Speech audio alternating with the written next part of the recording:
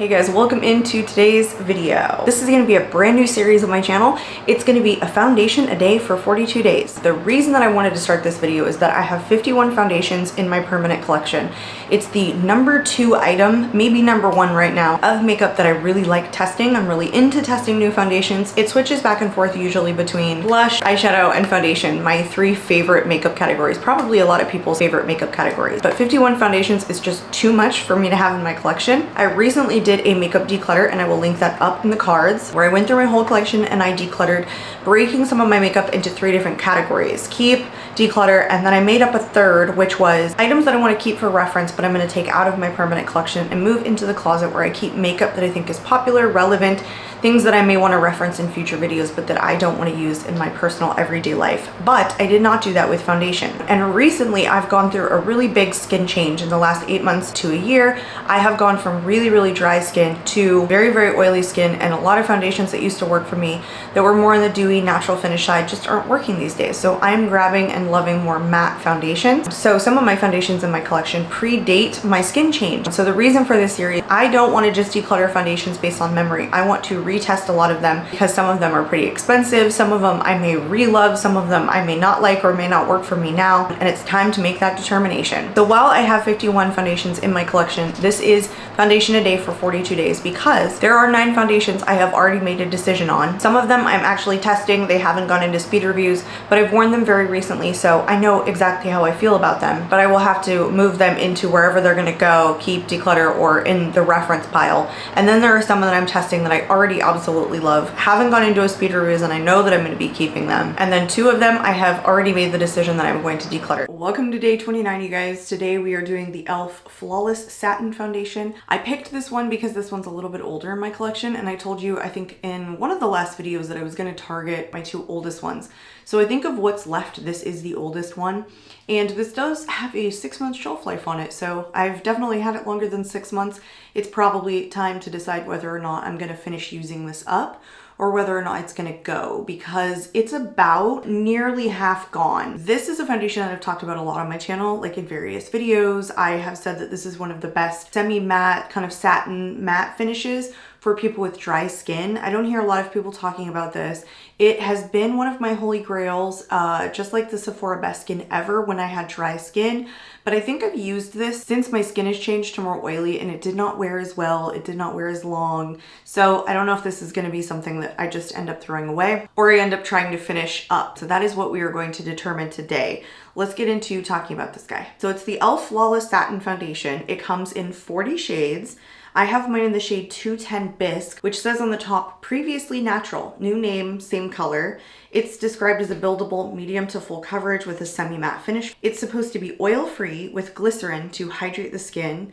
Its claims are that it's weightless with an all-day wear and that it's great for all skin types. It retails for a whopping $6. This comes in 0.68 fluid ounces. It is made in China, and as I told you guys before, it does have a 6-month shelf life.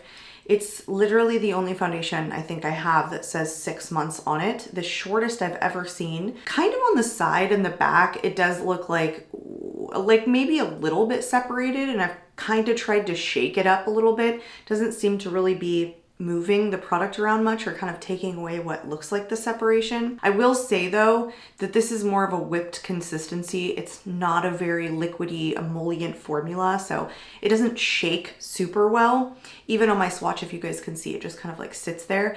I don't think that it's heavy, but it's definitely like whipped. So I wouldn't call it weightless. I already told you guys this has been one of my favorites, and nobody really talks about it, but we're gonna have to put it on. No idea how it's going to perform now that it's maybe a little bit older, but also that I have oily skin. And if it ends up wearing like 4 hours, I just need to get rid of it, I think. So let's go into the left side of the face. I do realize I have a shade that's a little bit too deep for me, as most of my foundations are. I'm going to go in with a clean brush today on the face.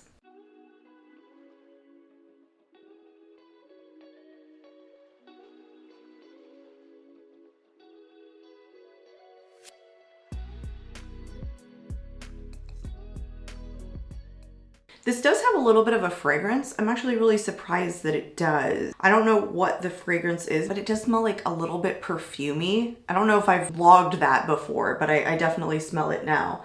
I think it's light medium coverage. I think what I remember and loved about this was that it was really skin-like. It did have a really long wear time when I had really dry skin, but I think it was just pretty natural while offering me some coverage. Let's go in on the right side now.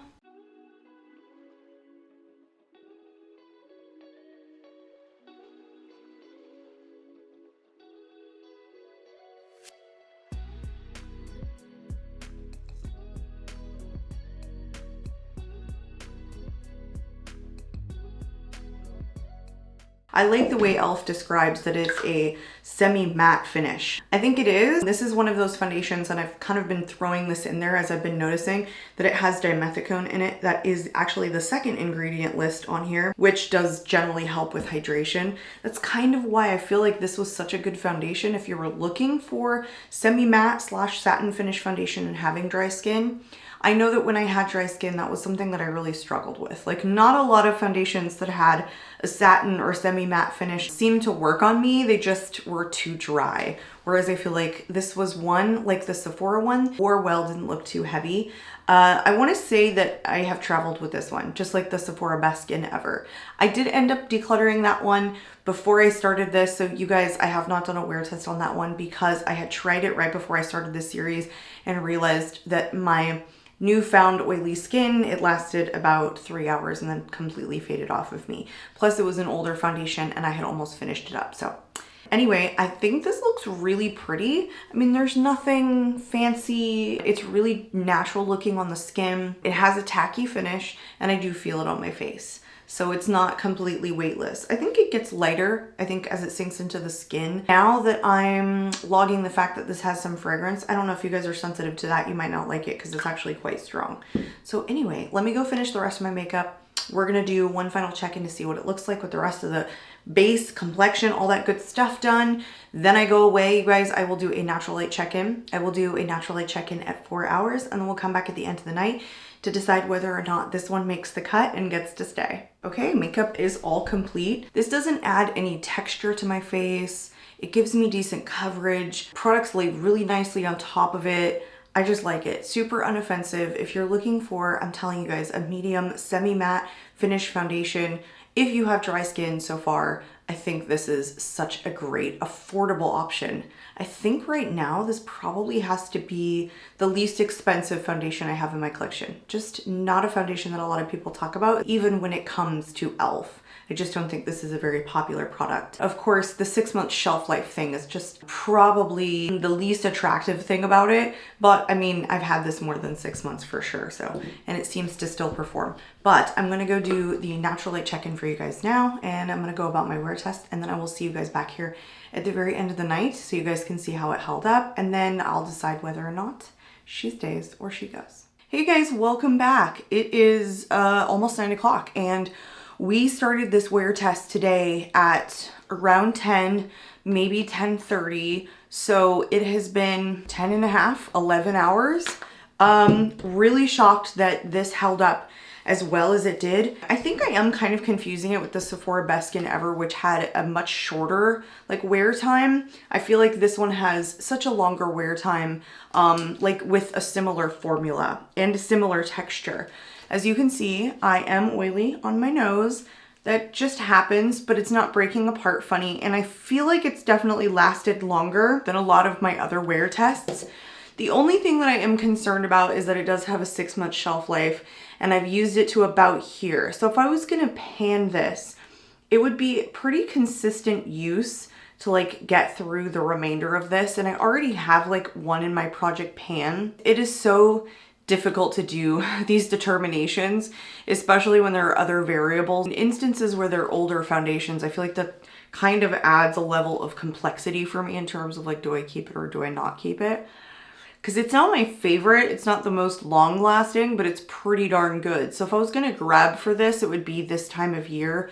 but do I wanna put this in a project pan over the other one that I have in a project pan? I did save the Charlotte Tilbury one, which looks like it was starting to oxidize a little bit. I think I like that one a little bit better. Let me throw up the video of what it looked like in natural light. That was actually after an hour of application because I did stay up here and film a different video after I put the foundation on.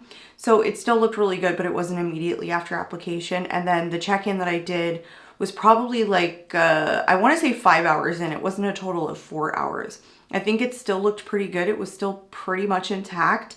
And here we are 10 and a half, 11 hours later. So of course I've started to get a little bit oily, but I honestly think it's held up pretty decently. I am gonna hold on to this one. I'm gonna hold on to it because I am gonna try and get some use out of it.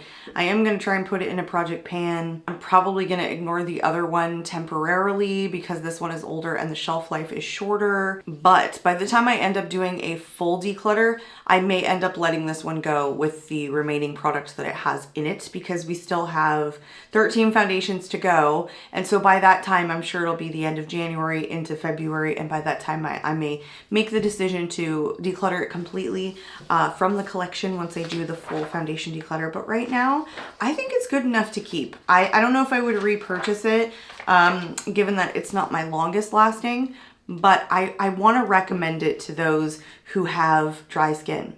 I think it's a really good semi-matte kind of satin finish foundation that works really well for people with dry skin. And I feel like that's probably not a thing that happens very often, or at least it didn't for me when I had really dry skin. I do want to mention in this video, just briefly here, I did get a comment from one of my subscribers that said, you know, can you explain what caused your skin change?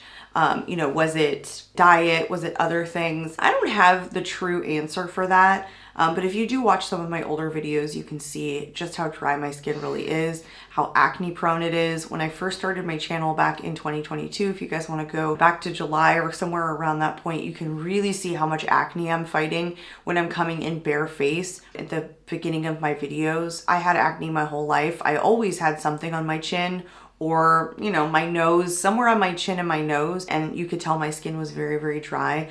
And in 2022, I don't think I had any diet changes. I didn't have any medical conditions.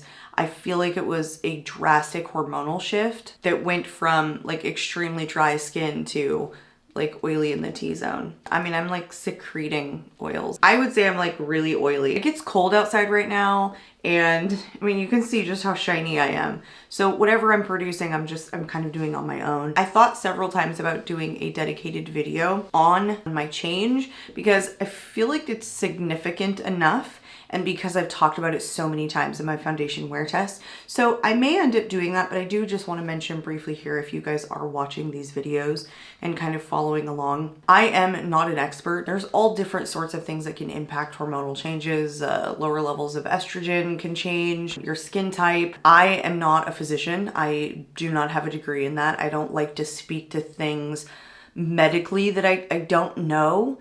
I can just say that seems to be the only thing that has impacted me. Again, no medical issues. It just happened from the period of halfway through at the age of 37, 12 months preceding that, to the age of 38. Now, I don't know. I assume it happens at different times for people. I have lived here in Florida for the past 10 years and have had very dry skin for most of it. It was really only that change at the very end of 2022. I noticed my acne stopped September, October timeframe. And the reason that I was able to track it so easily was mostly because I do these videos, and it helps kind of capture conceptually time as it passes. And I was able to notice like my acne stopped because of filming, just looking back at the videos, like where did my acne go? Where I had never really kind of tracked it or paid attention to it other than like it was there.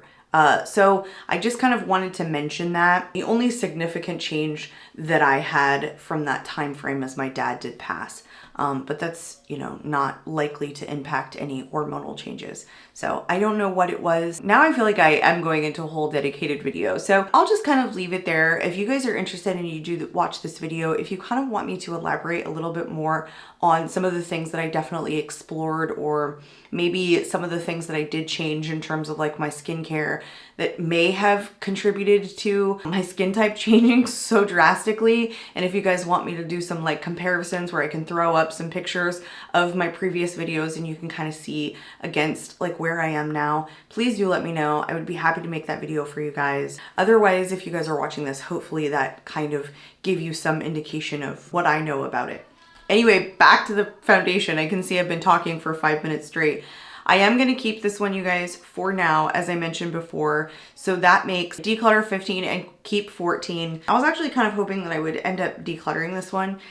I know that sounds a little bit silly, but I told you guys I do want to cut my foundation collection in half, and I keep looking at the ones that I have remaining, and I do feel like there's some real nice ones up there. So it just depends on the wear test that'll tip the scale in either direction. Anyway, we are at the close of the video, you guys. I hope you enjoyed today's video. I hope you're enjoying the series. I know these aren't the most popular on my channel, but I do feel like those of you who watch them pretty consistently. So I hope that you guys stick around for days 30 through 42 of foundation a day. I'm out of here, and I hope to catch you all in my next one. Bye, guys.